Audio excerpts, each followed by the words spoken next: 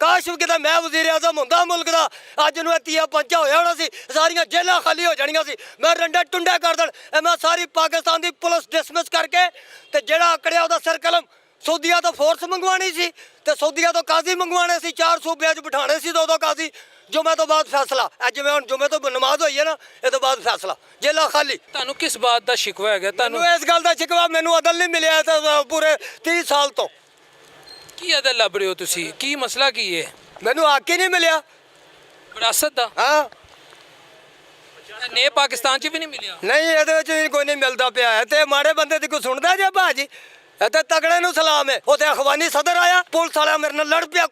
ਮੈਂ ਕਿਹਾ ਤੇਰਾ ਭੜਵਈਆ ਲੱਗਦਾ ਅਫਗਾਨਿਸਤਾਨ ਦਾ ਸਦਰ, ਅਸੀਂ ਪੈਦਲ ਲੈ ਗਏ, ਅਸੀਂ ਜਾਣਦੇ ਸਾਨੂੰ। ਮੈਂ ਕਿਹਾ ਤੇ ਕਿਤੇ ਮੇਰੀਆਂ ਬਾਹਾਂ 'ਚ ਤਾਕਤ ਹੋਵੇ ਨਾ, ਮੈਂ ਤੇਰੀ ਇੱਥੇ ਪੇਟੀ ਲਵਾ ਕੇ ਪਹਿਲੇ ਤੇ ਤੈਨੂੰ ਤੰਬੀ ਲਾਵਾਂ, ਫਿਰ ਤੈਨੂੰ ਮੈਂ ਕਰਾਂ ਡਿਸਮਿਸ ਪ੍ਰਾਪਤ ਸਰਵਤ ਤੇ ਫਿਰ ਤੈਨੂੰ ਅੰਦਰ ਕਰਾਂ ਸਹੀ ਸਵਾਰ ਕੇ।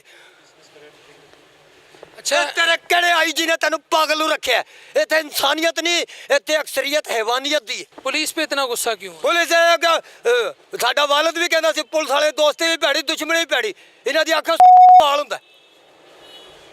किसी पुलिस वाले ने आपसे ज्यादती ਜ਼ਿਆਦਤੀ ਕਰਦੇ ਨੇ ਨਾ, ਕਈਆਂ ਨੇ ਕੀਤੀ ਹੈ। ਮੈਂ ਬੇਗੁਨਾਹ ਜੇਲ੍ਹ ਵੀ ਕੱਟੀ ਕੋਲ ਲਖਪਤ 97 ਦੇ ਵਿੱਚ 5 महीने 2 दिन। मजिस्ट्रेट ने किया कोई बात नहीं मौलाना साहब, कोई बात नहीं, ये पुलिस वाले करते ही नहीं जायज़, हम आपको 1 महीना और नवाज शरीफ दे दो को सी वज़ीर आज़म से उदा नवाज शरीफ उदा मैं 6 महीने पूरे करके मैंने रिहाई ना दी।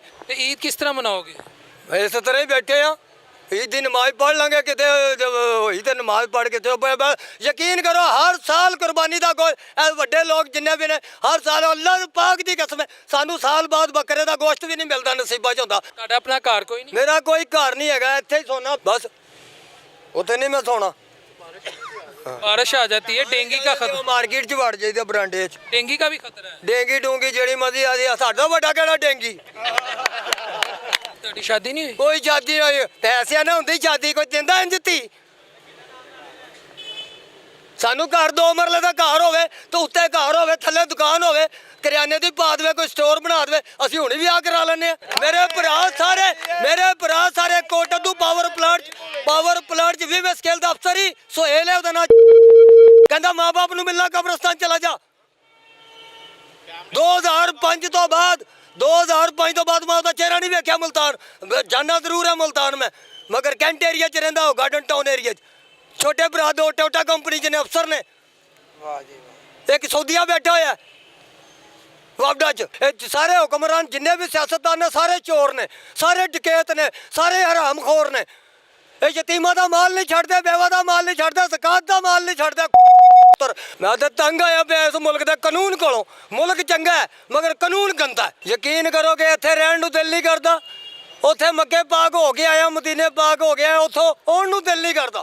मेरा दिल चाहता है मेरा पक्का ही वीज़ा उत्थों दा लग जाए, मक्के पाक ही रवां, मदीने पाक ही रवां, बस 2 शहरां च ही रवां। आखिर में क्या पैगाम देंगे खान साहब? मैं आखिर यही पैगाम देंगा कि इत्थे इस्लामी कानून नाफज करन, जुमे तो बाद फैसले हो, फिर बनदी इस्लामी जमहूरिया पाकिस्तान। अगर मुझे इंसाफ नहीं दे सकते तो मुझे वापस सऊदी अरेबिया भेज दें।